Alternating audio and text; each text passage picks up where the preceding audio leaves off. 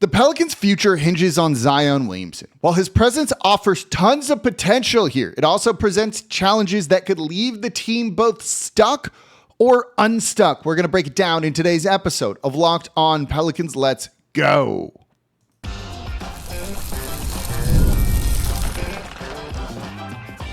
You are Locked On Pelicans, your daily New Orleans Pelicans podcast, part of the Locked On Podcast Network, your team every day. Welcome to another edition of Locked On Pelicans, the daily podcast covering your favorite team, the New Orleans Pelicans and NBA, part of the Locked On Podcast Network, your team every day, available wherever you get your podcasts and available on YouTube. I'm your host, Pelicans Insider Credential member of the media, Jake Madison, at NOLA Jake on Twitter, here with y'all on this Thursday, and I'm going to answer a question that came from our live show on Monday night after the lottery. I forget your name, and I'm sorry, but it was a great question that I wanted to turn it into a whole show. It comes down to this. Are the Pelicans stuck? Well, there's levels to it, and it has to do more with Zion Williamson than anything else. We're going to break it down in today's episode of Locked On Pelicans. And of course, thank you for making Locked On Pelicans your first listen today and every day. We're here Monday through Friday, the #1 Pelicans podcast, covering everything you want to know about this Pelicans team. So please subscribe wherever you get your podcasts and join over 11,000 Pelicans fans on YouTube as well and become an everydayer. That means you listen Monday through Friday to the Locked On Pelicans podcast. And if you're an everydayer, let me know in the comments down below. Tell a friend about the show as well. I was out with a friend of mine, shout out Charles, who actually helped with yesterday's show earlier, and he got a text like, listening to Locked On now, and I was like, that's awesome. I love seeing that sort of thing. All right, let's get into this. This comes from a comment in the chat during the live kind of Locked On Pelicans After Dark part, which is available on YouTube if you only get the audio side of things. And here was the question. I forget who said this. I'm sorry, but I copy and pasted the question because it thought it was really good here. Quote, the overwhelming feeling is that the team Pelicans are stuck. If healthy, it's not too different from the Kings, or am I totally off base? Middle of the road team in the West in terms of fighting for a play-in. This is a great question. And look, it definitely feels like that right now. I get it, right? It feels like the energy has been sucked out of the franchise after what everyone went through last season, and then just the disappointment on Monday in the lottery with all of that. So I get why just everyone's kind of down on the team right now. And I don't think that's necessarily, one, your feelings are your own, right? Those are all valid. And I don't think it's necessarily like an incorrect thing.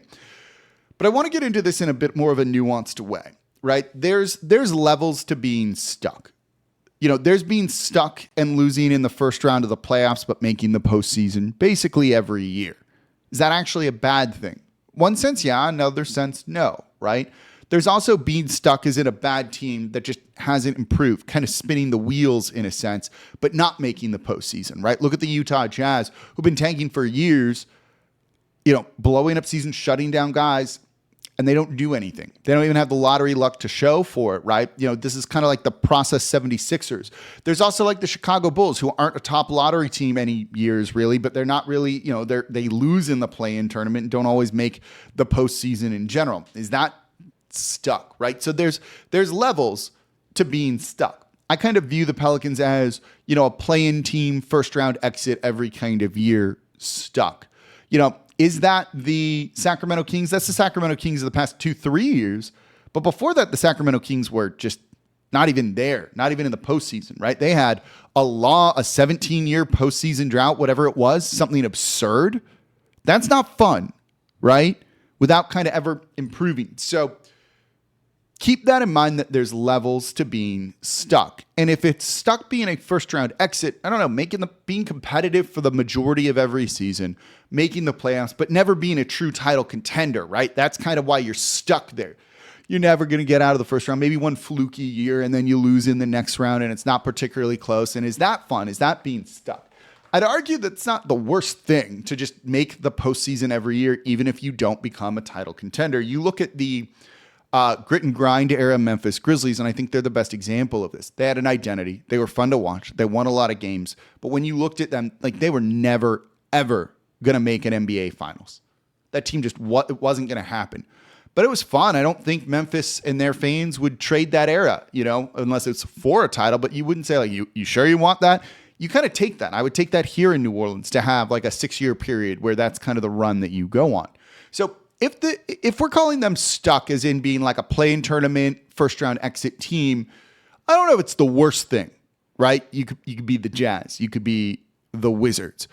But this is why they made a regime change. They do feel they are a little bit stuck, and they're bringing Joe Dumars in to kind of remake this team, and it's going to take a little bit of time. I think anyone thinking he was going to make massive changes the first 2 weeks, it's not going to happen.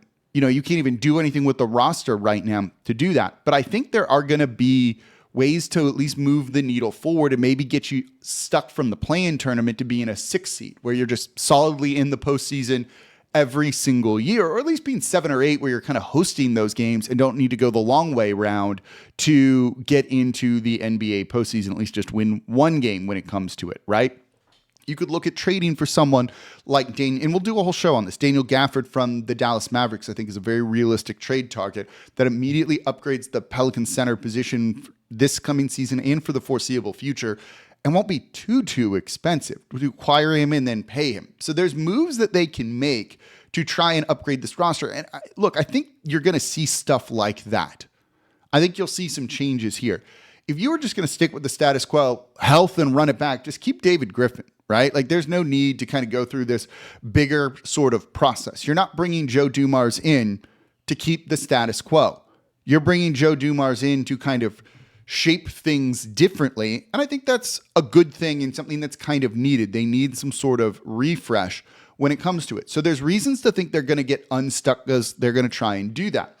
Now, the Sacramento Kings tried to get unstuck and they made a disastrous trade for, DeMar DeRozan and all of those things and Zach LaVine. So that's worth keeping in mind too, that you've got to make the right kind of decisions. And this is where Joe Dumars will be put to the test with it all, right? But there's reasons to think they can get unstuck when it comes down to it in terms of just making changes. Look, I don't think it's 100% guaranteed that Willie Green's back next year. I think they're going to let Joe Dumars come in and actually evaluate that. And if he talks to people around the team and it's like, oh yeah, we got to make a change, I think they might do that. I don't think it's decided just yet. Maybe more or less is, but I'm talking to a few people around the team. I don't know if it's 100% certain, set in stone just yet, but they're not going to make that move, that change in this exact moment. So there's reasons to kind of be hopeful that things will look different and they're not going to just run it back entirely and go health. Now, a big part of it is health, but more than anything, it's Zion Williamson. So health and him kind of go together. Let's break that down coming up here next, because look, it all hinges on Zion Williamson. Is this in Zion we trust, or do you not trust Zion Williamson? Let's answer that question coming up here next in today's episode of Locked On Pelicans. Today's episode of Locked On Pelicans is brought to you by Wayfair. The days are getting longer, the weather's warming up, and people are spending more time outside, which means it's the perfect time to refresh your outdoor space. So whether you're working with a big backyard, a small balcony, Wayfair has everything you need to make it feel more like you. Wayfair's massive selection of outdoor essentials makes it easy to transform any space into your ideal summer setup. Whether you're looking for a comfy conversation set to sleek dining tables to just decor, they've got it all at prices that fit your budget. Grab a new patio dining set, some string lights from Wayfair, and all of a sudden your place is going to look magical. I love that you can mix all the styles they have to offer and just tons of different options out there that really suit you. So Wayfair makes it super easy to find pieces that match your vibe without spending a fortune. And my favorite part, hassle-free delivery, even for bigger things. Do you have a truck? Can you go move all that all yourself? Probably not. Wayfair's just going to deliver it to your door completely free. So shop a huge selection of outdoor furniture online this summer at Outside with Wayfair. Head to wayfair.com right now. That's WAYFAIR.com. Wayfair, every style, every home. And thank you for making Locked On Pelicans your first listen today and every day. We're here Monday through Friday, the #1 Pelicans podcast, covering everything you want to know about this Pelicans team. Saints schedule release on Wednesday. Ross Jackson of Locked On Saints is going to be breaking it all down. What are the winnable games? Where is the toughest part of the schedule? You can make sense of it all over at the Locked On Saints podcast, part of the Locked On Podcast Network, your team every day. Make them your second listen today. So let's get into diving more into the question. And again, if this was you who put that question in the chat, I should have screen grabbed it, grabbed your name, and I'm sorry to not give you the proper credit here. Let me know in the comments down below if it was you.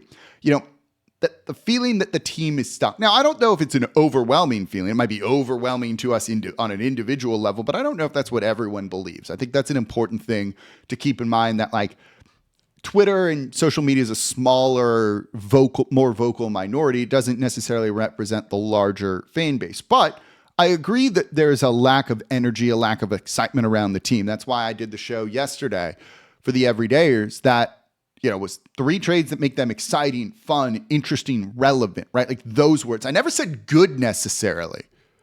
Didn't say good necessarily in there, but just something that makes them, good. The worst thing you do is be bad and boring. You can be bad and fun, bad and chaotic even, but bad and boring ain't it.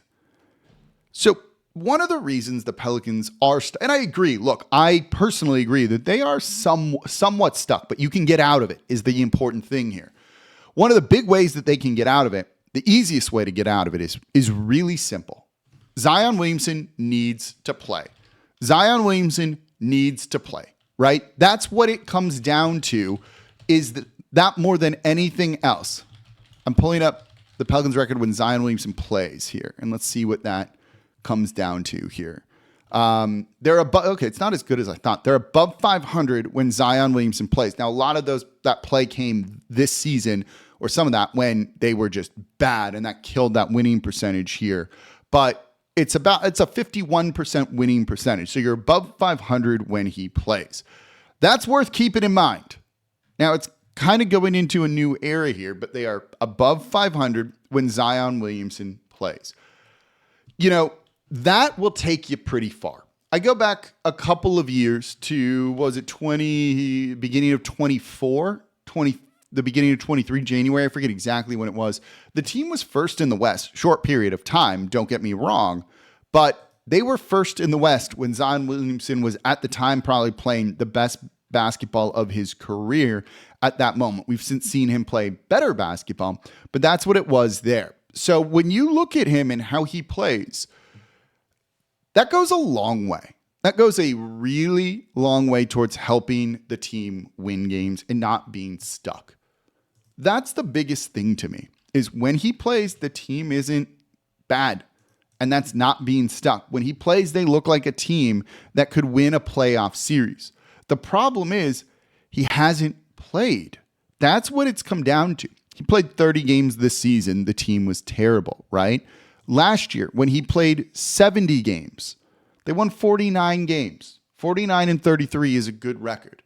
There is some potential there for him to be a very good and special player when he plays. It's really as simple as that. Let me see if we can get the time frame on this. We want to see it from when he played in 2022-23 is what it was. He only played 29 games that year, but they were first in the West in 22-23. Let's see what comes up here. They were 17-12. That's actually pretty good. When Zion Williamson played those 29 games, right? That is a 58.6, so 59% winning percentage. In an 82-game season, that comes to about 48 wins. That's just with Zion. Now, you can upgrade the team and make it better, right? When he plays, they win games. It's really as simple as that. So if he's playing, this team looks entirely different than they would otherwise. And so you need to try and do that. Last season, right, when he played 70 games, this one's significant here, in my opinion. 70 games that he played, they were 42-28 when Zion Williamson played. 42-28. They were above 500 team, even in an 82-game season when he plays. Right? That's a 60% winning percentage. Those are good numbers, right? That's 49-50 wins. This is what his floor seems to be now that he's the type of player that he is when he plays. You want to get unstuck? If he plays 80 games ever in a season, right? That's ridiculous. They're going to be really good. So the biggest way to getting unstuck, I'll hammer this, right, is Zion Williamson. Since he's been drafted, for better or worse, everything revolves around him. Maybe you don't want it to be, and I'm sure there's some players or others that, would prefer it's not revolving around him. But this is the reality of the situation, that the team kind of comes and goes with Zion Williamson. We've seen it. We've seen it go because he's missed a ton of time and they haven't been incredible, right? Even the year they made the playoffs through the play-in tournament, the year he didn't play, right? They were sub 500 and they had to do it kind of as a bit of a fluky thing. They were 36-46 and finished 9th in the Western Conference. So you weren't the worst there, but you weren't particularly great when it came to it. And you had to, upset a plus 500 Clippers team there. But you were still, far off from a team like the Denver Nuggets, who were, let me see, 1, 2, 3, 4, 5. Denver Nuggets were the 6th seed that year and they won 48 games. You're 12 games off that pace, right? With a lot of the same players that you still have on this team. Now, they've grown and they're better and you're playing certain ones more minutes, all of that. But still, it goes to show you this team could instantly be unstuck if Zion Williamson is healthy next season. Now, does that make you a title contender? No. Does it mean you could get out of the first round? Maybe. We'll see Zion in the postseason and see how he's defended and what it could do. But you then won't at least be a middle-of-the-road play-in team. You'd be better than that. And then it at least gives you, okay, here's what we got to do going forward. Here's the type of player we need going forward. It was the addition of DeJounte Murray that was supposed to do that. Then injury struck, right? Otherwise, this team would have looked entirely different next season or last year. Look, you can complain about Willie Green all you want. To some extent, we don't know how good of a head coach Willie Green is or not because, well, he hasn't been able to coach a fully healthy team ever. Maybe he can actually do a lot. I don't know, right? In some sense, the jury, in my opinion, is still a little bit out on that. It's not a defense of Willie Green. I think they could easily justify making a change there, right? But it comes down to Zion Williamson. Is this dude going to play? Now, putting him up there on lottery night, Joe Dumars talking to him, you have to feel good about kind of the buy-in from Zion because I don't think Joe Dumars is going to put up with BS from him. And there's enough evidence that if you want to trade him, after 6 years, no one's really going to fault you for that, right? This has been a roller coaster in the same kind of train that they've been on. Maybe want to get off of it, get out of the Zion Williamson business, whether it's the off-court stuff, which is annoying, not the end of the world to me. I don't particularly care, but it's a distraction. It's slightly annoying. The lack of professionalism. Look, guys are late for planes all the time and things like that. Like everybody kind of does that at certain points. You've never really seen a suspension over that before. That tells you how bad that was getting. Do you think that really changed things after the fact? Probably not. So if that's going to be the case, you're not going to go very far. This comes down to Zion. And if you want to stay in the Zion business, and if it's even a good business to be in, so I'm posing that question to you. Is this in Zion we trust, or is it like we're never going to win with this guy?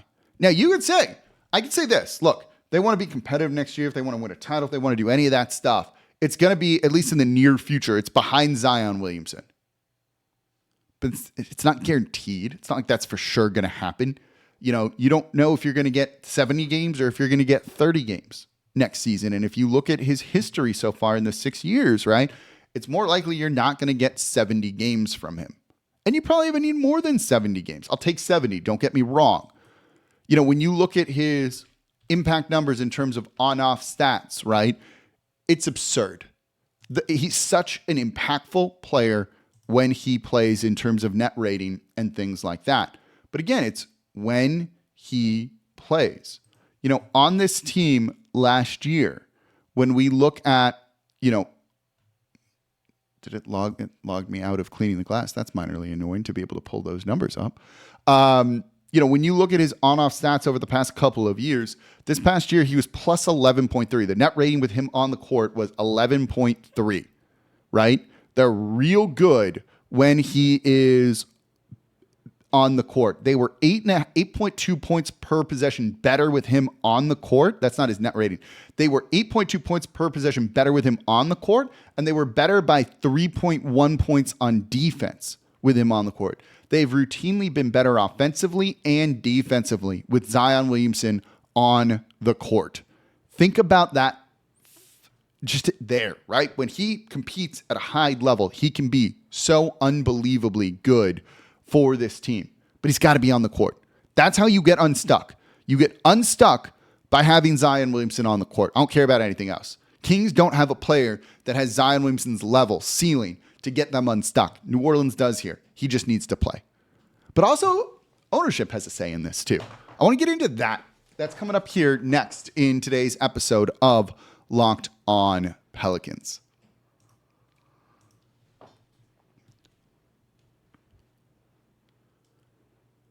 And thank you for making Locked On Pelicans your first listen today and every day. We're here Monday through Friday, the #1 Pelicans podcast, covering everything you want to know about this Pelicans team. So please subscribe wherever you get your podcasts and join over 11,000 Pelicans fans on YouTube as well and become an everydayer. That means you listen Monday through Friday to the Locked On Pelicans podcast. And now for your second listen, Locked On NBA Game Night, making sense of all things NBA playoffs. We are covering every single playoff game until a champion is crowned. I'm on there every single Friday. It's a lot of fun. So please subscribe to Locked On NBA Game Night. You can find it on the Locked On NBA YouTube page and wherever you get your podcast. Make that your second listen today, or especially on Fridays when I'm on there. And it's a whole lot of fun. So if you want to get unstuck, right? And let's say they're stuck being a first round exit in that kind of general range overall. And that's maybe a little bit of wishful thinking, right? They're more of a stuck in the play-in tournament team. Maybe you make it in, maybe you don't. But that's what they've been the past couple of years until this injury-plagued season. Being a first round out can be fine. Right? Never truly being a title contender, but being good can be fine. Like, do I look at the Indiana Pacers this year? Maybe this year because it's a little bit more open. I don't view them truly as a title contender, though they might make the finals this year. I look at them as just real fun. They're great. You got players you want to root for. They have a clear style, all of those things, but they're probably never going to win a title. Does that mean they're a failure? No. But if you want to get unstuck from that level of things, of being a first round exit, it's going to come down more so to ownership too than it would just solely be on Zion Williamson's shoulders. This is a franchise that's never paid the luxury tax. Now, I don't know if they've ever really, under the current ownership, right? I kind of look at 3-4 different ownership periods here in New Orleans. There was when George Shinn brought them here. There was the period of time when the NBA took over. There was kind of the Tom Benson era. And now there's the Gail Benson era. And those are all kind of different periods of time, right? So when we say they're one of two teams that have never paid the luxury tax, I kind of don't care about, the first 10 years of their tenure here. It's really since the Bensons bought them and really since Gail Benson's been more in charge, I think is safe to say is what I'm looking at. So I say that because I don't know if they've ever had a team that's been worthy of paying the luxury tax for. If you're going to be selective, if we just take that as a statement of fact at the beginning, that there's only going to be a few times when they do this, or it's really going to be selective, I haven't really seen, and I've been covering this team since Chris Paul's final year here in New Orleans. I don't know, and I was a big fan of it before that and watching them before. I don't know if there's been a year under Gail Benson's ownership that you look at that and you're like, what the heck, they're not paying the tax kind of thing, right? Those Chris Paul era teams, George Shinn dismantling him because he was literally insolvent.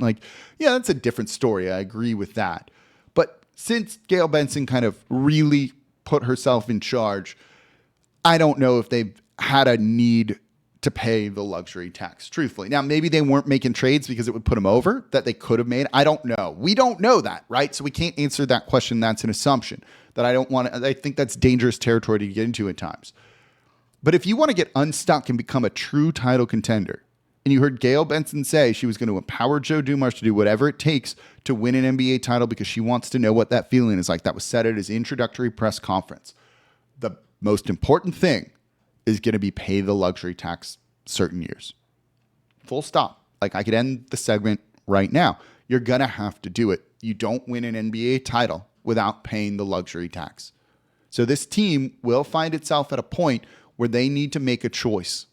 Go into the luxury tax to add another player to make us more competitive and get us out of the first round, let's say, or stay where you are, duck the tax, collect the check, and either put that into the team or someone's pocket. Now, I don't think they're like pocketing that stuff. I think they're reinvesting it into the team. Don't forget they've kind of taken a hit when it comes to TV money and revenue, and that has thrown them off too. So that's worth keeping in mind when it comes to it all. But it's also going to come down to ownership saying like, all right, like, let's hit the gas. Let's go. I want to win. We want to win. That's an important thing to really keep in mind when it comes to it. We can point to Zion Williamson to get them unstuck of where they are currently, and I agree with that. But if you want to take that next evolution, that next step forward, that's an ownership thing.